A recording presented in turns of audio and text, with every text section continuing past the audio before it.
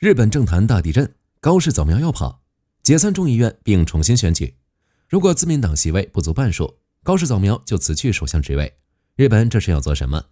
乌俄战场之上，乌军重创红军村西北的俄军，清剿库皮扬斯克议会大楼，未来局势会如何发展？挪威觉醒，启动战时行动手册，北方安全威胁加剧，手册能帮助挪威抵御威胁吗？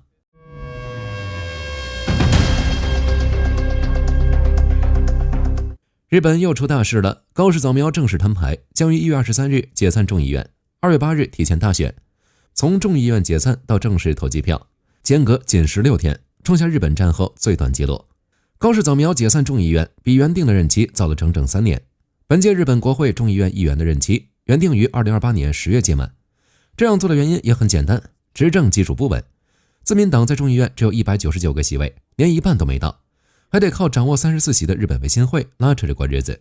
高市早苗显然是受够这种情况，这次提前大选，他的目标非常明确，单干，或者说要有足够的权力推行新的经济财政政策，更好的推行与联合执政的日本维新会的执政目标等。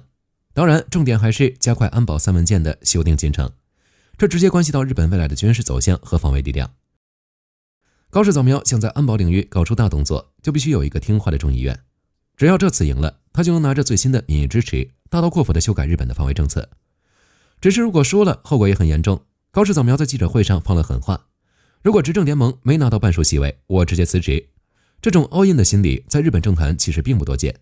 他这是在逼自民党内部团结，也是在逼选民做选择，要么支持我，让我彻底放开手脚干，要么我走人。高市早苗这波操作也有一定的问题。1月23日原本是国会例会开幕的日子，最重要的任务是审议新财年的预算案。现在好了，选举成正点，预算案直接被搁置。如果在4月1日新财年开始前预算案过不了，日本的各项行政开支都会陷入停滞。火力军估计这也是高市早苗想要速战速决的原因。各位觉得高市早苗这次能不能赌赢？乌俄战场方向，乌军在多个方向取得进展，库皮扬斯克的局势已经确定了。原本大家以为俄军在红军村和库皮扬斯克方向步步紧逼，结果最新的战报传出来，一切都变了。库皮扬斯克方向前几天俄媒还在那儿自嗨，说俄军已经夺回了库城。实际上，随着大量乌军地面部队介入，并积极地向该城郊区东部、北部和南部拓展，普京要求2月底重新夺回库皮扬斯克已经不可能了。现在乌克兰宪章旅的搜捕队现在已经清剿到了市中心和议会大楼区域，这意味着乌军对该城的控制进一步加强，开始使用搜捕队展开扫荡，而将主力部队调往其他战场。红军村地区，俄军这次踢到铁板了，而且是带电的那种。俄军引以为傲的王牌第76空降师在红军村西北部被打得满地找牙。根据德国图片报报道，在过去1周里，乌军第7旅完成了一场漂亮的局部伏击战，对手正是俄军第76空降师。结果呢，短短几天，这个王牌师就伤亡370多人。当时的俄军试图在红军村西北的工业区集结，想一口气拿下格里申内，彻底切断乌军的补给线。但乌克兰玩了一手敌进我打，先发制人，在俄军还没排好队的时候，乌军的炮火和无人机就到了。此外，在红军村地区，乌军构建了一个赛博碉堡，在这里，乌军投入了大量的战斗机器人，这种遥控武器战配合无人机和运输机器人，把矿山、铁路和周边高地连成了一片。特别是米尔诺格勒，乌军在海拔55到70米高的矿渣山上建了多座阵地，居高临下，视野开阔。俄军想冲锋，机器人先扫射一轮，有人受伤，医疗机器人直接拉走，弹药没了，运送机器人自动补给。在这种高科技与复杂地形结合的防御面前，俄军想靠人肉冲锋而清除前哨观察点，简直是痴人说梦。目前的局势已经很清晰了，俄军虽然暂时还握着所谓的战场主动权，但随着王牌第76师被重创，他们的攻击能力正在被迅速消耗。这就是典型的弹性防御。乌克兰不跟你硬碰硬，而是用短促的反击和高科技手段磨掉你的精锐，让你陷入一而战、二而衰、三而竭的死循环。对于乌克兰来说，虽然局势依然很难，但只要红军村、米尔诺格勒防线足够稳，俄军在乌东的整个战略蓝图就只能是一张废纸。各位觉得普京的2月军令状最终会以什么样的方式收场？欧洲方向，挪威悄然启动战时行动手册，这是要做什么？欧洲新闻爆出一个让北欧人心头一紧的消息，挪威军方正式启动了战时应急程序，开始给数千名公民发送通知，内容非常扎心。如果爆发冲突，你的房子、你的车子、你的私人船只，甚至是你工地上的挖掘机，军方都有权随时接管。按照挪威国防当局的说法，这只是准备性质的，和平时期不生效。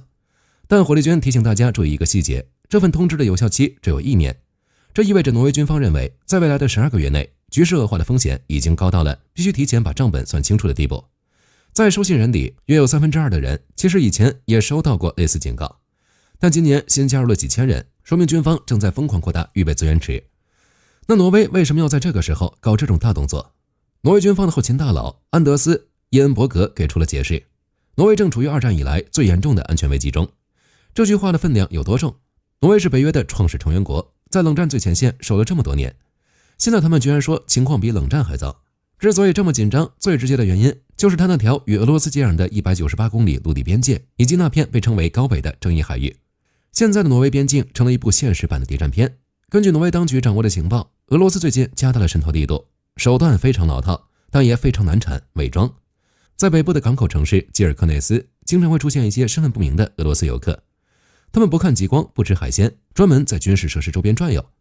甚至那些挂着俄罗斯船只的渔船，在海上不撒网，不捕鱼，船舱里装满了监听设备，这就是混合战争。很多人觉得挪威发这些信是在制造恐慌，但火力军认为这恰恰是挪威的聪明之处。面对俄罗斯这种体量的对手，一旦冲突爆发，正规军那点家底根本不够看。挪威这次启动战时手册，并不是为了吓唬自家百姓，而是在向莫斯科传递一个明确的信号：我家里有多少车，多少船，多少房，我已经编好了号，你要是敢过界，那就动手。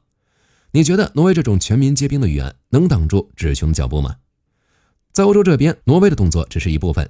前阵子，瑞典武装部队司令也出来补了一刀，他暗示说，俄罗斯很有可能会利用临时占领波罗的海或北极某些岛屿的手段来升级地区紧张局势。接下来情况会如何发展，我们拭目以待。好了，本期视频到这儿就结束了。各位觉得高市早苗会赢吗？可以在视频下方留言，大家一起讨论。最后不要忘记点赞关注，我是火力军，下期见。好的，各位观众朋友们，我们频道一直在聊真实的军事资讯和武器装备，后台也经常有朋友问，有没有值得推荐的入门级模型？今天就和大家分享一款近期接触到的产品。首先，它的外形还原度做得相当不错，比例准确，武器上的一些关键细节和标识也都有体现，材质也说得过去，拿在手上有不错的分量感。其次，它具备一定的可动性，对于理解基础操作原理有一定帮助，让它不仅是个静态摆件。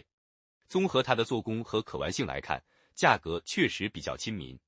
对于想入门模型收藏，或者单纯想在桌上贴一个摆件的朋友来说，是一个性价比很高的选择。